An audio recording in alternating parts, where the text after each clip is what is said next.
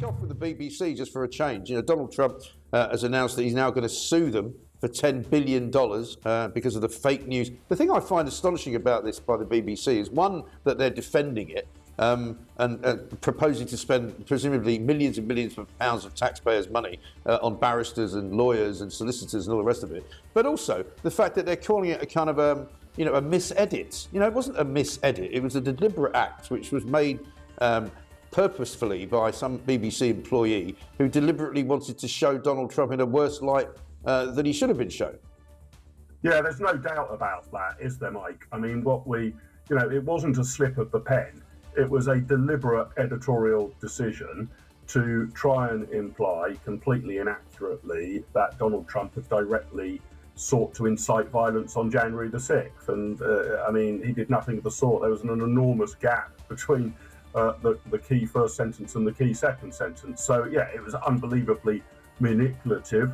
I mean, I know some lawyers in the States are saying that Trump has a better chance of winning the lottery than he does of winning $10 billion from the BBC. But the president's got form here, Mike. He's taken a number of American broadcasters to court, and they have typically settled with him, for, I think, sort of 10, 15, $20 million, that sort of amount.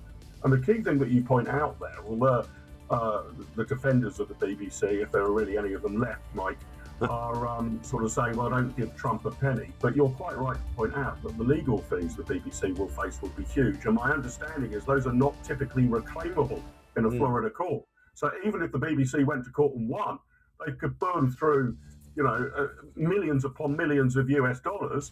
They might be better off, if you're interested in protecting license fee payers' money, to make an offer to settle now for 5 or 10 million and see if Trump accepts it. So I'm not really sure that they've got their strategy right. And clearly, even if they prevailed in court, even if Trump didn't win, the entire court case is going to be deeply humiliating for the corporation, right? Yeah. It's going to be ghastly for them. So I'd pony up if I were them. Yeah, I mean, listen, you may have had the same experience I have, but I've been in American courtrooms an awful lot. And once those American lawyers get their claws into you, you're not leaving without losing quite a lot of blood. And I'd be very, very embarrassed if I was a BBC executive having to go there and defend how this possibly could have happened, because, supposedly the most believed news organisation in the world, as according to them, somehow managed to falsify some footage. And I mean, that's unforgivable in my view. And I still don't really know, and I don't think they've told us whether anyone's been fired over it. Well, that's right. I mean, what's interesting here is, if you like, the top brass at the BBC took the rap for this and a range of other offences needed to be taken into consideration, Mike. So Tim Davie, the Director General, and Deborah Turness, the head of news, both went. But who actually spliced this together for the Panorama episode? I mean, what I'm looking forward to, Mike, is to see the Panorama investigation into Panorama. That would be a pretty good Panorama documentary on the BBC, wouldn't it? A good piece of investigative journalism. But it seems to me pretty odd that the producer or whoever put this edit together, or a range of people on that show haven't gone, or even that Panorama itself is now, is now not really a reputable brand. No. Are they going to shut down Panorama as a program, right? So a couple of people have taken the rap at the top, but no obvious change in culture and no ripple down effect. So you kind of get the impression, don't you, that they just won't learn. The BBC. No. Well, I think the trouble is, I've said this to many people over the years, that the trouble with the BBC is that most of the people that work there have only ever worked at the BBC. They've never actually worked anywhere else. So their culture is BBC culture. They don't really have any other yardstick by which to measure what they do. And so whenever anybody goes in there from outside, it's a kind of culture shock, because you're kind of going, how on earth does this place operate? I mean, same as that, it's not been a great year for them, same as that ridiculous situation with the Gaza documentary, based around a boy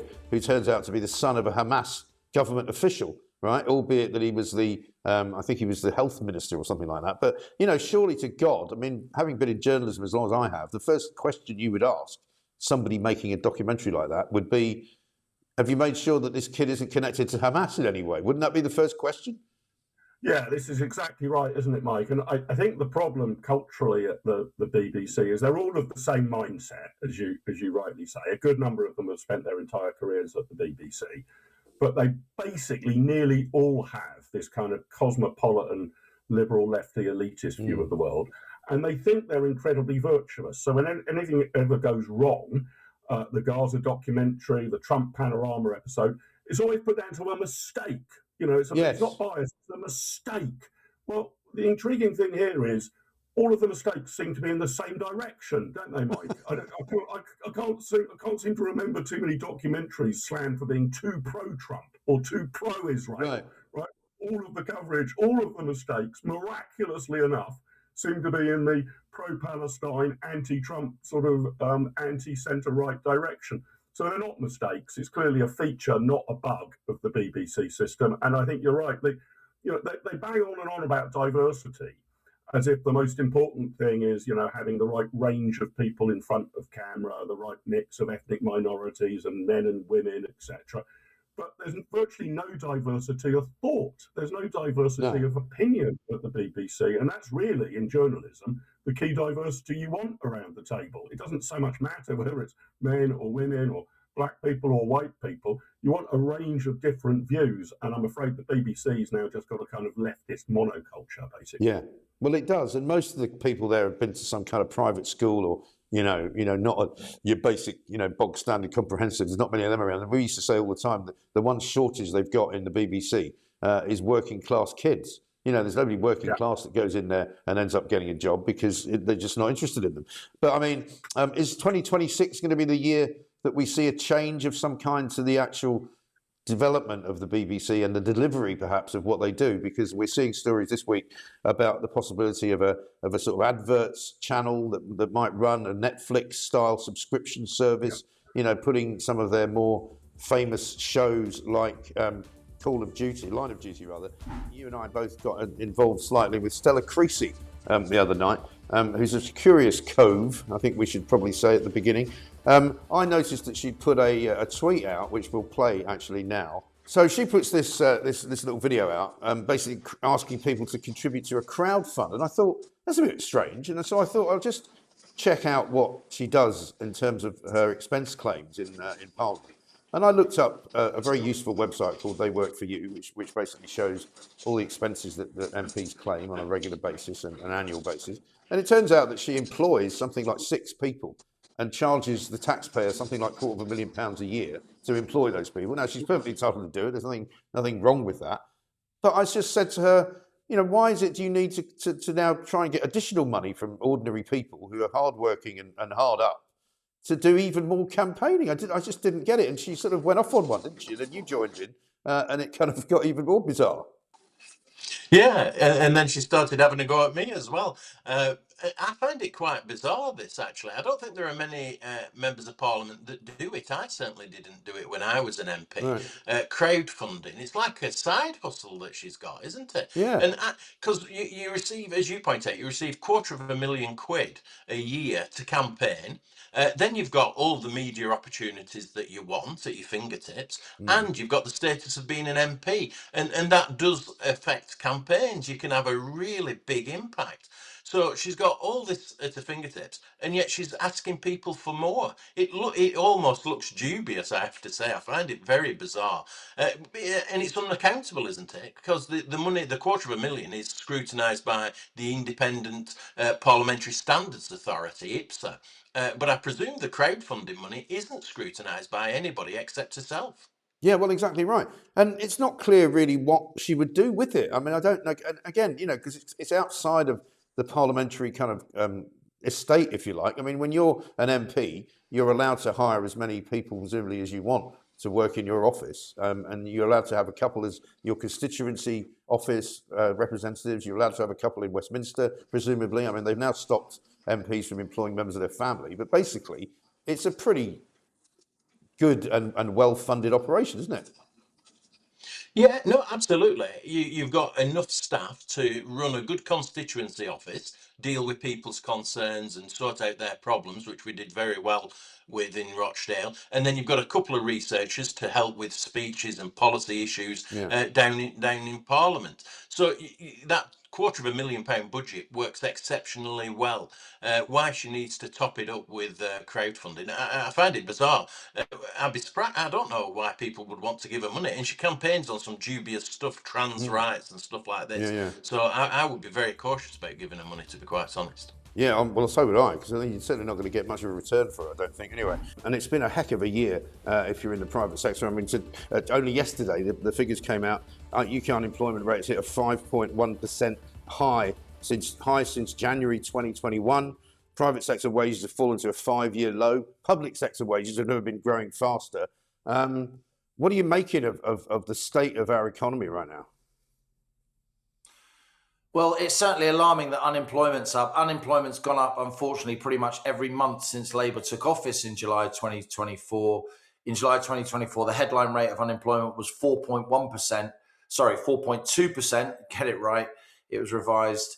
And now it's 5.1%, which, as you say, is the highest for many, many years. And we're seeing also a fall in the number of payroll jobs.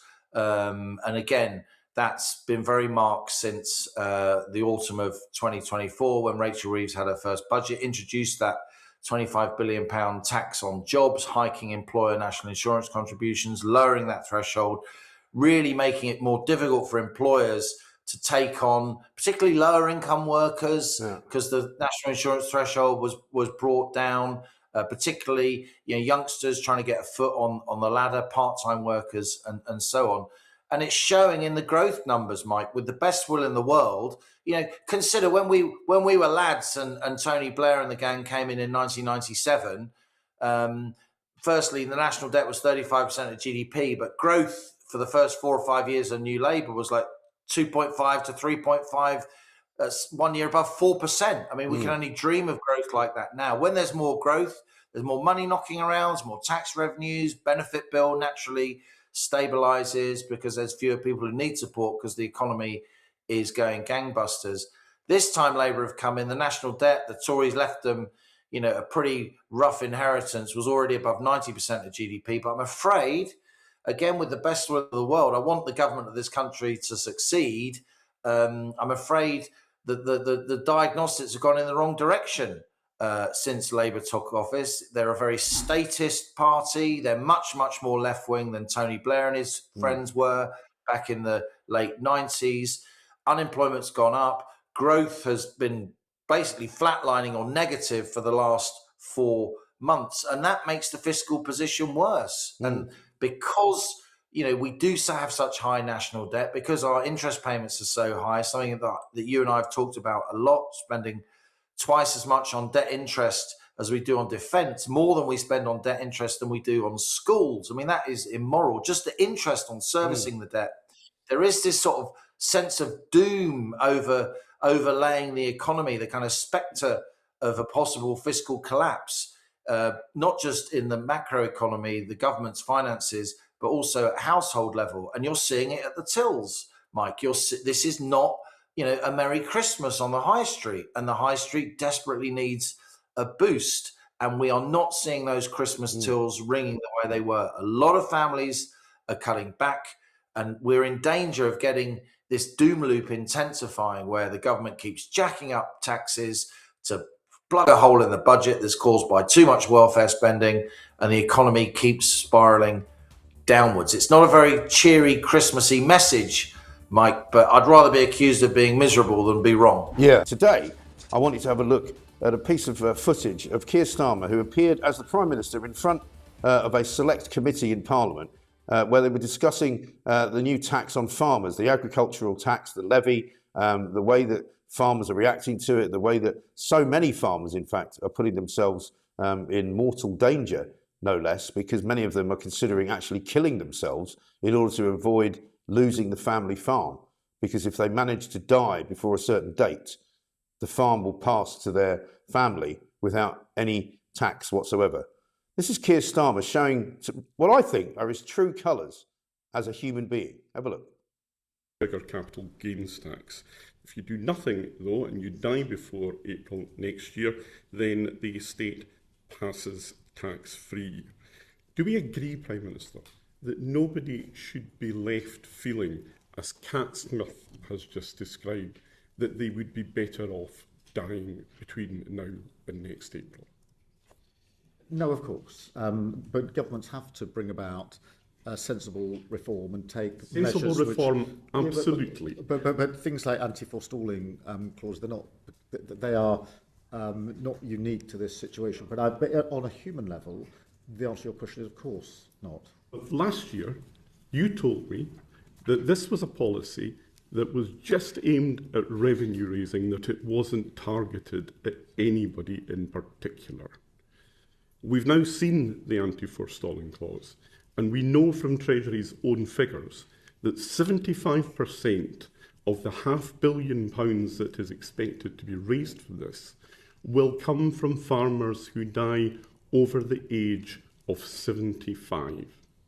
So, is it not the case that actually this is a targeted measure, and it is targeted at, and it will affect those who are elderly, suffering from terminal illnesses over 75, and it doesn't matter if it's one farmer or 1,000 farmers.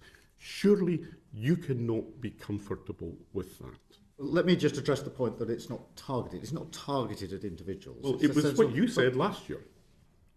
It's not targeted, as I said last year. It's an economic reform which we took in the budget before last. Not targeted. It is to adjust the rate at which inheritance tax is, the fact that it's paid, the rate at which it's paid, and the period over which it is paid. But it's not targeted against individuals.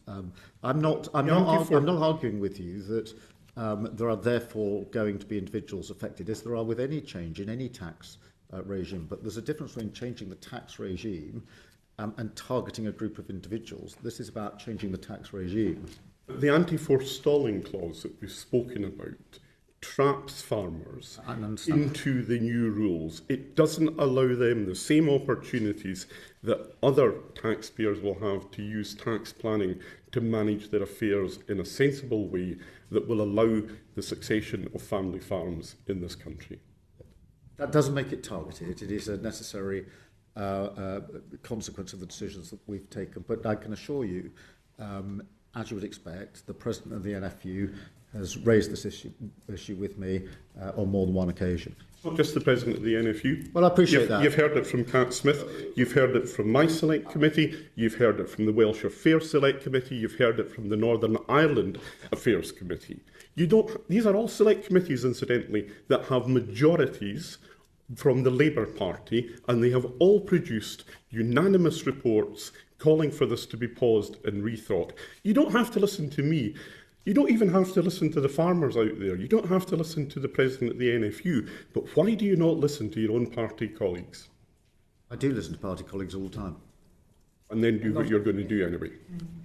Thank you very much, Mr. Carmichael. I mean, I find that quite extraordinary. Alistair Carmichael there was the Lib Dem MP for Orkney and Shetland who was asking the question. He was the chair of that committee, trying to get Keir Starmer to even acknowledge that there is some human cost to this tax that he's putting on farmers. And even though he knows that he could change course and save the lives of the farmers, he doesn't seem to care. He seemed completely heartless there, bloodless. Let's talk now to Simon Danchuk, former Labour MP himself. Simon, very good morning to you. It's good to be with you, Mike. Really good. Really good to see you. I find that quite an extraordinary performance from the Prime Minister. I mean, he comes across as a sort of automaton who knows that he's being asked a question about people's lives and he seemingly doesn't care. Yeah, it's quite chilling, isn't it?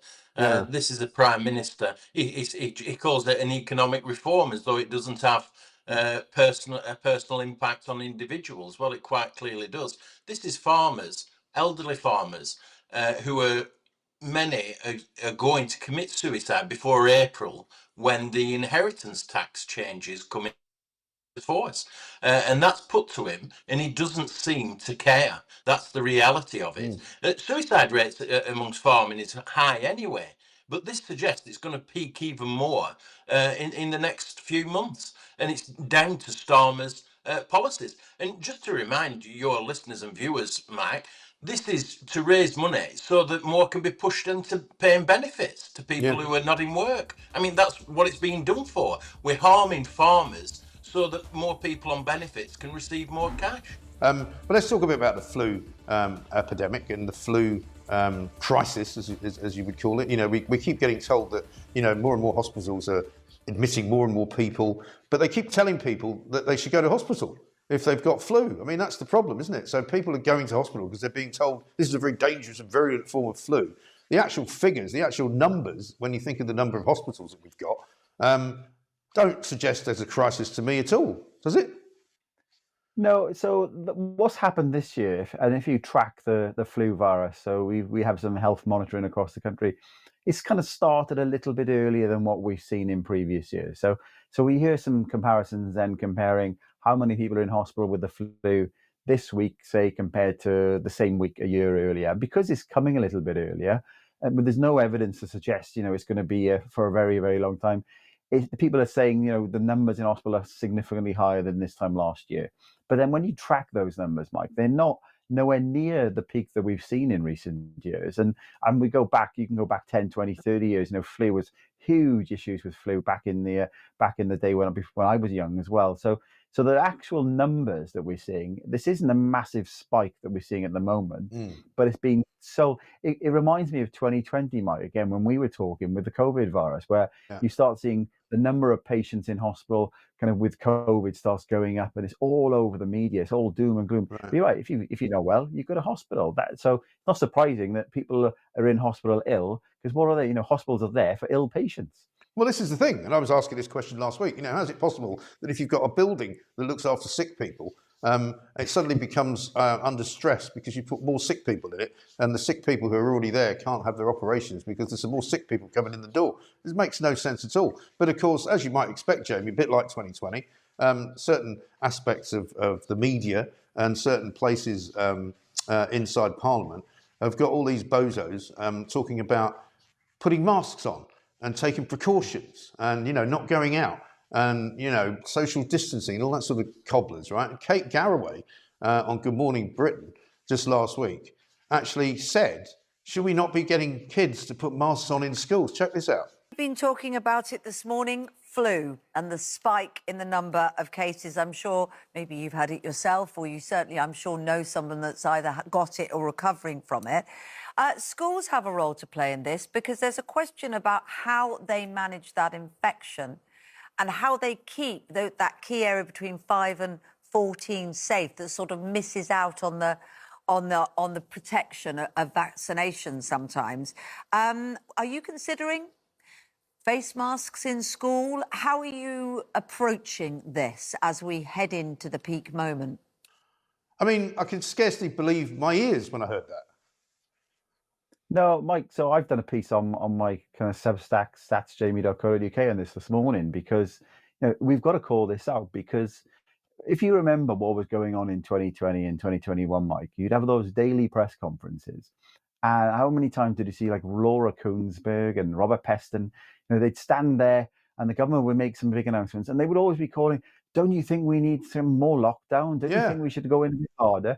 And this is for exactly the same playbook. So the schools minister's on there now with Kate Garraway to talk about some stuff. And she's literally, as you say, are you considering face masks? And then she gives an answer. Why not have face masks? So the question then begs in terms of, well, what's the facts and the evidence on that? Well, we've got some actually, Mike. Mm. So Department for Education did a study on the impact of face masks. They found there was no statistical difference when you were looking at the absence rates of schools that had face masks on and those who didn't. But what they also cited in the same report, Mike, is that, you know, pupils said, 80% of them said it made communication difficult. Not surprised if you got this mask on you. And 55% of them said it made learning more difficult. So why would you want to make education more difficult for the children by putting masks on? And, you know, that clip that you showed there, Mike, just, it's like they're goading and making the government look weak and bad if they don't put masks on. But you've got to look at what's the facts and the evidence on this, Mike. So, you know, it's right to call this out. It's good that you're calling it out, Mike, because, you know, some common sense we need on this, not let's muzzle all the children in schools again. You'd think they would have learned, wouldn't you? But who could forget? Do you remember that famous picture of Keir Starmer who's sitting outside on like a picnic table and he had that ridiculous sort of helmet on his head? Do you remember? It was like he had sort of a visor that came down like that.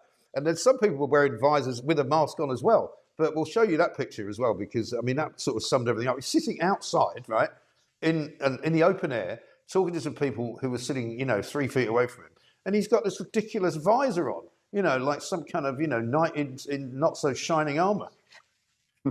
Oh, the best ones as well, Mike, you see, and still today, is where you're driving along and you'll see somebody in the car next to you on their own with a mask on. You think, who are you protecting yourself from? You're literally in the car on your own with a mask on. And I know. you can't help, you just genuinely can't help some people. And some other stuff I kind of wrote last week, Mike, as well, when just in terms of, the masks themselves. ONS, where I used to work, they did a study, kind of the COVID infection survey. They looked at basically what was the chance of having a positive COVID test for people who always wore masks and those who never wore masks. Yeah. And again, there was no statistical difference between the two. And Right. so when these politicians are being goaded by journalists to do things, we've got to keep coming back to what's the facts and the evidence. Maybe during the pandemic, it was a little bit thin on the ground because we didn't have this thing, but we've got plenty of it now, Mike. Kate Garraway pushing for masks in class. It was awful at the time, Mike. I know you, fair play, you was one of the ones, common sense, calling this out right at the time. Yeah. And it's good to be calling it out again, Mike, because that's definitely a road this government does not want to go down. And again, I said earlier on, I don't always agree with Wes Streeting, and I give him a bit of praise here. I'm going to praise the schools minister on this one from the Labour Party as well, Mike. She didn't rise to it and say that's something we'll look at. I think they'll kick that one well into the long grass. You should look at this piece of video because this is quite extraordinary. This is from Bondi Beach yesterday. It happened right in the middle of gunshots being fired, people being sprayed with bullets all over the place, lots and lots of people injured, dozens of people injured, 2 assailants with high-powered rifles just shooting people at random who were buying ice creams on the beach. Absolutely extraordinary. But look at this hero, a local hero who crept up on one of the shooters and took the gun off him. Check it out. This footage shows the moment a man tackled one of the gunmen and managed to take his weapon after a brief struggle.